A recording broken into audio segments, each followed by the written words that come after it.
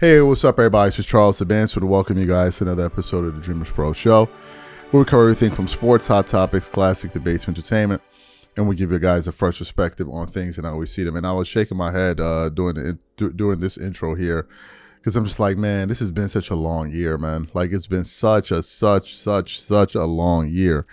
And it's like, finally, we have made it to the end of the year, man. And this is like, it's been a grind.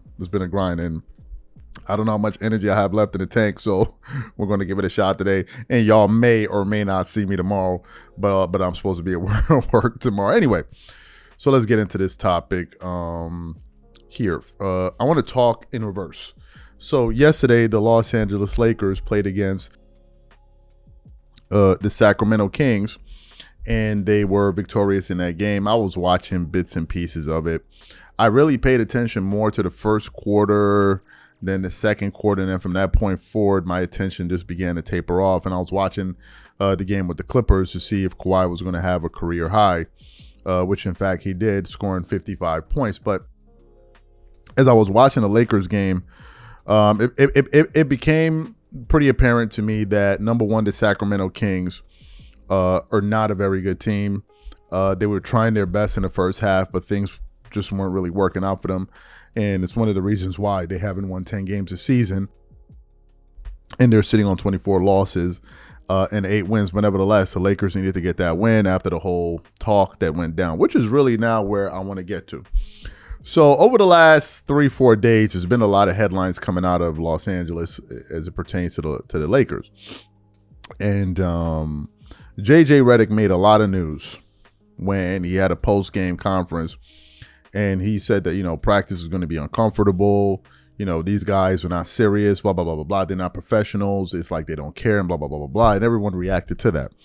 But then the following day, these comments came out, I believe, on Saturday during their practice, where JJ Redick essentially said that the offense has just been totally discombobulated since the return of LeBron James. And by him mentioning LeBron James, a lot of people out there that are LeBron supporters became very upset with JJ Redick. And one of those people is a longtime supporter of LeBron James, Shannon Sharpe. So when this topic was brought to the attention of Shannon Sharpe and Chad Johnson on Nightcap, in typical fashion, Shannon Sharpe almost crashed out after hearing JJ Redick say this about his king, LeBron James. So these are the comments that we want to focus on today. But before we even get into what Shannon had to say, we have a major announcement from our sponsor, Prize Picks. Everyone's favorite Prize Picks holiday promotion is back. 7 days of Pickmas. Prize Picks is giving out 7 days of deals all the way through Christmas Day, including a Christmas Day max discount. Pickmas starts December 20th, so download the app today and unwrap those deals. So download the Prize Picks app today and use code CLNS to get $50 instantly when you play $5. That's code CLNS on Prize Picks to get $50 instantly when you play $5. You don't even need to win to receive the $50 bonus. It's guaranteed. And remember, whenever you support this sponsor, you're supporting this channel. Thank you. All right, so what we want to do is I want to play what Shannon Sharpe had to say in response to JJ Redick's comment, and then we're going to come back and continue on. Take a listen to Shannon here. Ocho, JJ Redick may have taken a shot at LeBron, saying the Lakers have been unorganized since his return. Since we've gotten Bron back, we haven't been organized offensively. Too many random possessions. That's on me. It's those three things: defensive clarity, role clarity, and offensive organization. We don't need no defensive clarity. You don't have anybody that can play defense other than Marcus Smart. Luka can't play defense. Austin Reeves can't play defense. LeBron is at the age he can't play defense. Rui is not a defensive guy. DeAndre Ayton is not a defensive guy. Right. You got guys that aren't defensive guys. That's not your identity. Yeah. So who you saying defensive clarity? You don't need no clarity. It's crystal clear for me. You can't play defense. Yeah. You got 3 offensive guys, and you try to outscore. They're getting layups. Come on, man, stop. Yeah. Hey, listen. Yeah, I mean, you're better suited to be able to talk about that in general. But I do understand, based off what I've seen and what I've learned about the game now that I've had to pay attention to it because we talk about it more.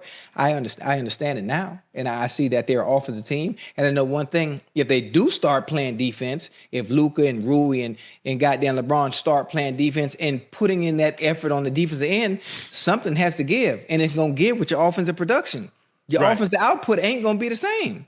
And you had Rui trying to guard Kevin Durant. Okay, that's going to zap all of his energy because guess what he gave you on offense? Nothing. Yeah, he tries. I mean, he's a try-hard guy, but that's not what he is.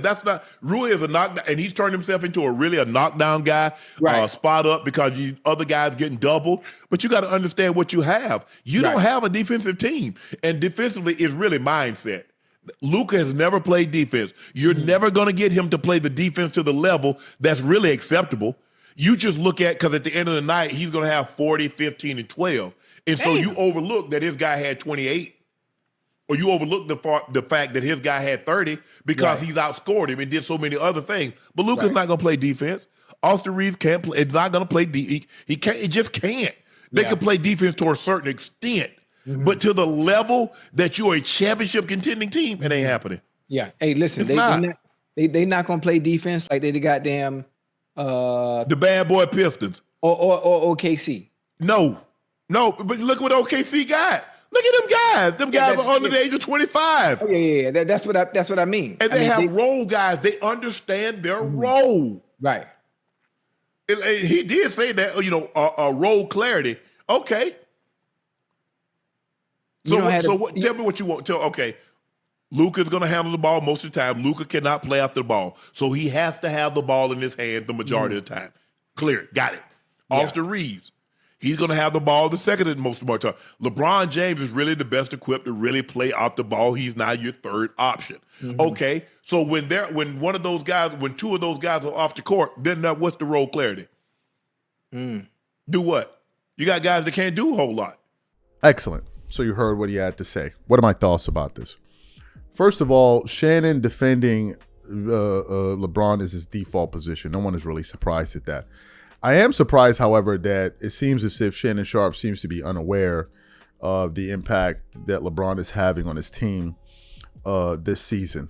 A stat came out the other day, which essentially said that LeBron was minus 59 on the season to Austin Reeves plus 54. Luka Doncic is plus 25 to LeBron's minus 59. And although LeBron had a plus 20 yesterday, all of those guys play well, so all the box plus minuses were going to be positive. He hasn't been as good as Shannon Sharpe and his supporters seem to believe. Now, in terms of JJ Redick's comment, but this is true though. The offense has been discombobulated since the return. Who, if you're watching these games, who feels like that's not the case? And the clearest example of this are the numbers of Austin Reeves. Austin Reeves is averaging about 18 points per game over the last 5 games. 18. We're talking about a guy that was averaging damn near 29 points a game. A guy that scored a 50 ball earlier this season to now he's averaging 18 points per game over the last 5 or 10 games. So that right there should tell you that some of those guys are having a struggle. Now, Luka is just going to get his offense regardless. Luka Doncic is not waiting for anybody. If you're here, great. If you're not here, that's your damn business. I'm going to shoot the ball. But what JJ said was true, but he didn't just say that. He also spoke about, an offensive identity, players needing to improve their defense and all of that. But Shannon Sharpe, once again, the minute he hears LeBron's name, and he wasn't the only one. A lot of people crashed out over the weekend over JJ Redick mentioning LeBron's name. He wasn't the only one, but I thought it was pretty interesting to see him come to the defense of LeBron James. So what I want to know from you guys, what do you think about what Shannon had to say? What do you think about our analysis? Whatever you guys think, please leave your thoughts in the comments, and we catch you guys on the next show. Peace.